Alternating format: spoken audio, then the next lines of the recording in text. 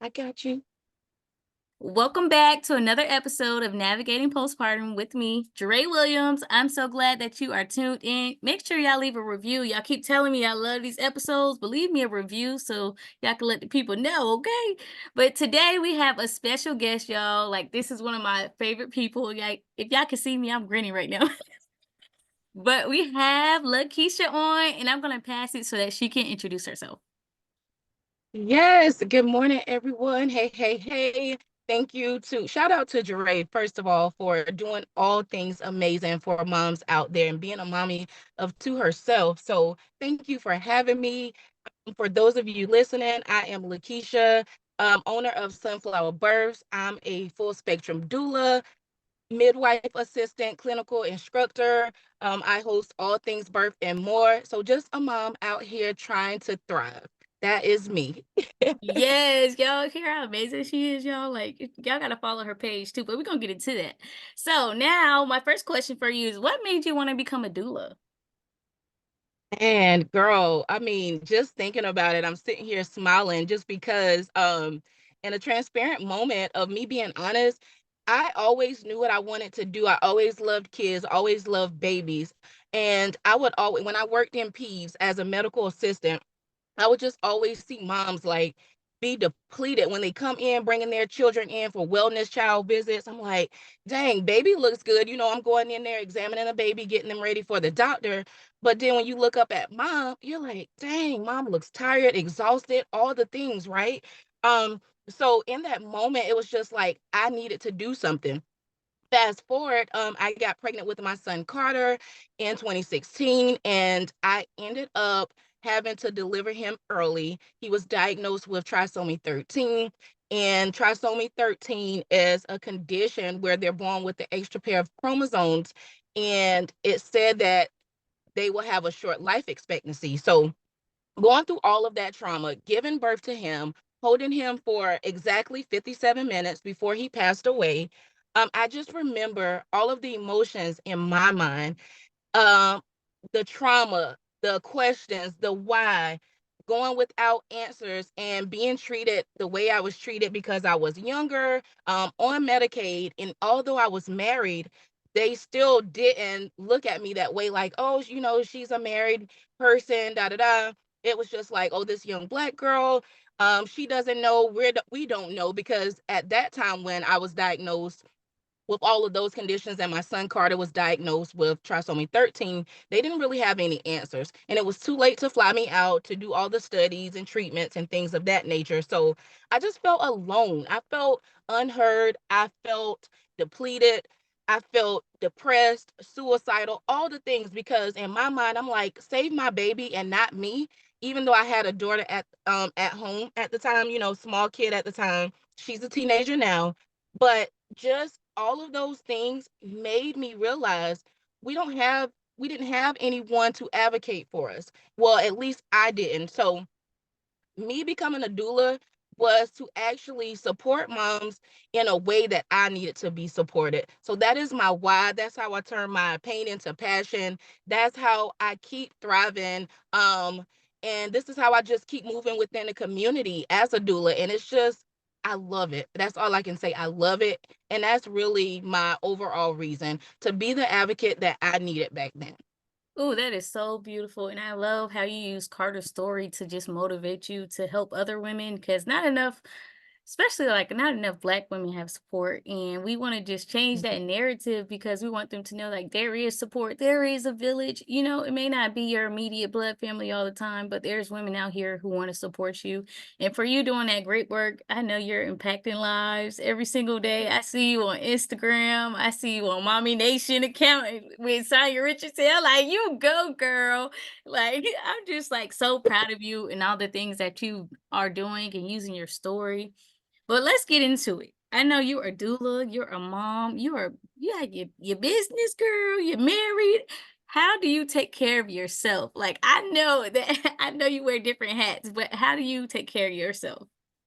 Girl, I just learned how to care myself last year, if I'm being honest. Like, I have a problem with helping people and wanting to see everybody win. Like, I thrive off of positivity. And when Mm. someone is doing something good, that makes me so happy. And people like, oh, girl, you just saying that. But no, you can ask anyone who knows me personally, like, if anything you're doing positive, like I'm just like, how can I support? What can I do? So I would always just pour, pour, pour. And although I love seeing people win, I love trying to make a difference. And I always try to be the change that I want to see. um, I didn't make time for rest. I didn't make time for Keisha. So it came to a point where my body literally, once I was able to sit down and think back on all the things I've done, first of all, I realized I didn't celebrate any of my accomplishments. Like I probably have posted them, but I just realized, oh, you didn't celebrate them. And Yeah. that's from me to keep pouring it from an empty cup. Keep going, keep going, keep going. Um, and one day I sat home, I got sick, and my body just shut down. And everything hit me from emotions, mental stuff, physical stuff. And it was just like each time I had tried to get up and push through, my body was like, nope, Yeah. nope, nope. Anybody says you're And gonna rest. you're gonna rest, right? And so it was just like God speaking to me in that moment, like, hey, you need to be obedient. Yes, but self-care is the only way that we can pour into others, taking care of self first. So once I realized that, I started back journaling. I started back putting on my calendar time off. I have to put it on my calendar Yeah. for me to really take time off. And I've done that for months to come. So I can't overwork myself, or I don't get so caught up in trying to help everybody or show up for everybody. And then I look at my planner because I use that heavily. So Me too, using the girl. I'm planner, a planner girl. without my planner, I'm nothing, Yeah. right? So I use my planner. I stay on top of my nail and my manicure and pedicure appointments. I do yoga sometimes. I work out. I make tea on Saturdays, like whatever. That is self care for me. So Mhm. going through that moment of darkness, because it was dark for me, I really had to face myself. You know how people say face their demons. It was just like, all right, Lakesha, what do you want? You want to help everybody, but how can you still take care of yourself? So I started saying no more. And although Yeah. it hurt other people's feelings, it made me feel better where I'm able to show up as my true self. I'm not tired. I'm not worried about rushing from one place to the next. I simply say no if it's just not working for me at the time. And if I can't reschedule, I'm sorry, but right now I have to focus on Keisha. So starting out in 2024 has been so amazing because self-care has been a priority. And that's how I balance it all. Like I'm a mom, wife, daughter, all these things, but everybody knows like if I don't get time for just Keisha to take off all the hats and sit there in solitude, I'm nothing. I can't be great without rest. So Yes, I definitely love that because I just was in a season too where I just realized I was talking to my husband. Funny, I was talking to him about like last week. I was like, I've been reading this book and it's really making me like hone in on what my priorities are. And I was like, if they don't align with one of these in these categories, then I can't really give myself because like you, I love to help people. I'm like, yes, yes, yes. But it had to start like, oh no, no, no. Cause then it's like, then I'm not having time with my kids, or I'm not having time with my husband or myself, or I'm not focused on what I need to do. So I had to like really be like, girl, come on. So like even yesterday on Threads, I was talking about like how I started putting appointments. So I do my own nails, hair, and all that stuff. So I put it as an appointment in my planner, and I tell my husband, I gotta go to my appointment. It may be in the house, but I gotta go to you gotta get the keys so I could do that. And it just made such a big difference. Like even this morning, I already told myself, yo, got hair appointment at 10. It's 9:50. I said, oh, I got my appointment. Me and my husband up there just honking everything. I said, oh, I gotta go. And so it just even those small little things like that, like even though it's funny to me when I say that, me and my husband think it's like a funny joke or whatever. But I'm like, yeah, I went to the hair salon and man, it was so busy in there. So we just be cracking up. But it's like those little things fill me up. And he knows that, if you're not good, then you're not good for me, you're not good for the kids. Like then it just go downhill. And so for you to like start learning that and applying it, it's gonna reflect and you're gonna help other women do that, especially as a doula. Like you're gonna have to tell people like you gotta prioritize because you can do a lot, but you gotta just like my husband says, you can do it all, but you shouldn't, So you have to be wise on where you exert your energy because time is more important than money, for real, for real. So I love that you said that because that's a lot of Black women need to hear that too, because y'all don't have to do it all. But yeah, so now we're gonna talk about it. So, like, going into this year, you said you're prioritizing yourself. You are making sure that Keisha's good, and I'm super proud of you. What would you tell a mom out there who right now is like, "Whoo, it's tough out here." What would you tell her?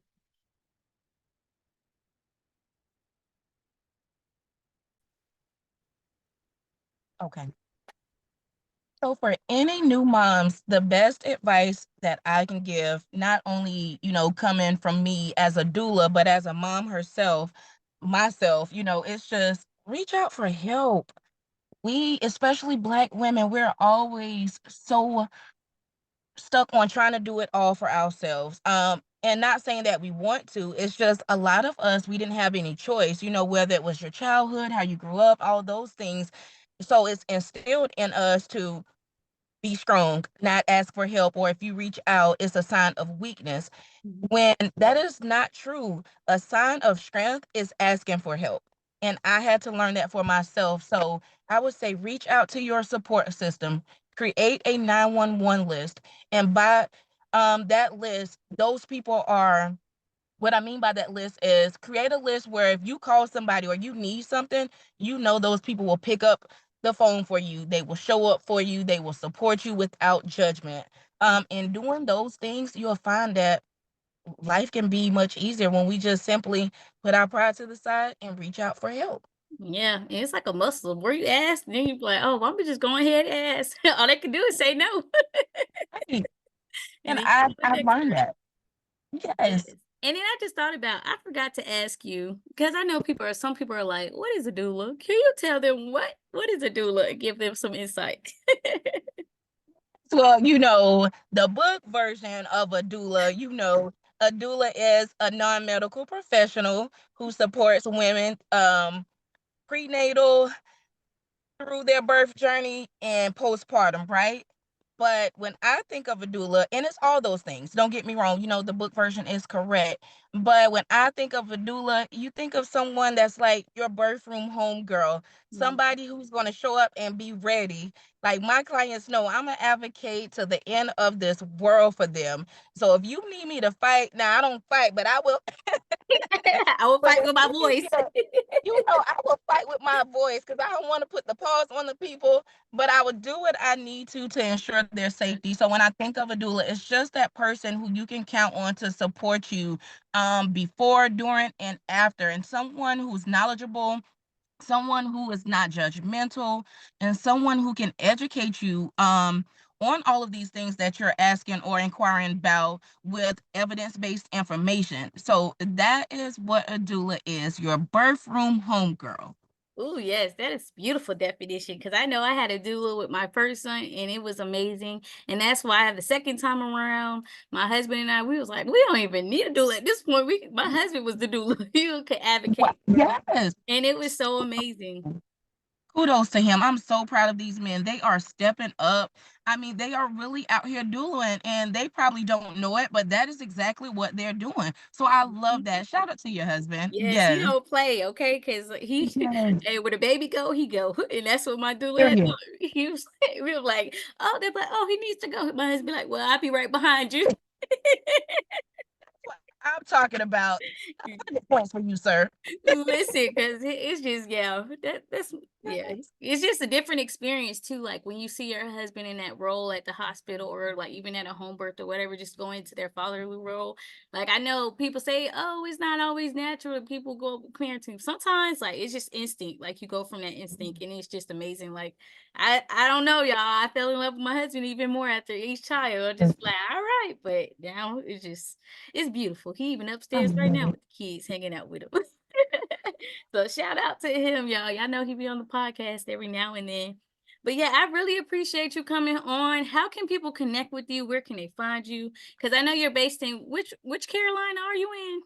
So I'm in South Carolina in the Greenville upstate area. So Okay, okay. yes. So in case somebody listening, you like, oh, I need a doula, or I know somebody that need a doula. How can they get in contact with you? I mean, you can Google me, Lakesha Quarles, everything comes up, or you can just follow me on Instagram at sunflower doula underscore quiche. That's KESH. Facebook, Sunflower Births, TikTok, Sunflower Births, or Sunflower Doula Quiche. Twitter, all the major platforms, LinkedIn, Lakesha Quarles, just whatever. Just type me in and it Oh, will she come up. findable, y'all. Ain't no excuse you can't find her. She I, findable I now. can't hide. And I yeah, let me cannot tell you hide. something. She make soap with breast milk. So if you like, ooh, I want my baby to be bathed with my breast milk, yeah, go follow her. Cause I saw that, and that's what really how I came across her page. Even though we're not gonna talk about how I ain't followed through, cause I get sidetracked. But maybe one day. But definitely check her out, cause that soap is gonna be powerful, y'all. You know that soap, cause other baby soap don't. You know what? Let me not even get started. But y'all, No, I'm about to say listen. we can. And even if I'm not close enough, I do virtual trainings. Like if you want to do a mommy and me soap making with your own breast milk, I've done that. I helped a mom in California, and crazy part is she just moved to Georgia recently because her husband retired from the military. So Wow. and we did a mommy and me breast milk soap class with her and her daughter, and it was amazing. So now she can make her own. So yes, I offer all the things. I try to make it easy for everybody. Yes, virtual doula. Ooh, look at Hmm. y'all. So yes, y'all, she's so amazing. Y'all gotta make sure y'all follow her, okay? Because y'all gonna be like, wow, like this birth work is powerful, and especially like the industry is getting even more people that look like us.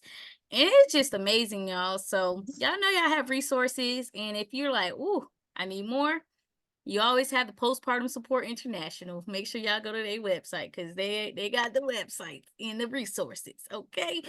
But thank you guys for tuning.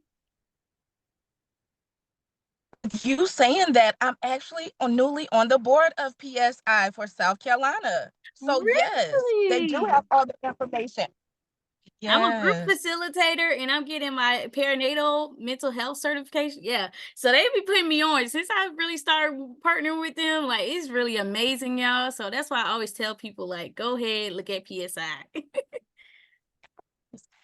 We will talk later about this. Thank you Yes, so much, yes. Jaree, for having me. This was amazing. I appreciate you, girl. You are bomb and keep doing this because we need this. And this is just going to touch so many people. I promise Oh, you. thank you so much. So y'all make sure y'all subscribe to my email too, because I have a workshop coming soon, but y'all gotta subscribe to the email to figure out when to get how to learn how to take a break for yourself, how to create priorities and make sure you stick with them. So if you're overwhelmed right now, I got you. It's coming soon. But until then, make sure you leave a review. Let me know if you love this episode, which I know you did because you stay to the end. But I love you guys and I'll talk to you soon.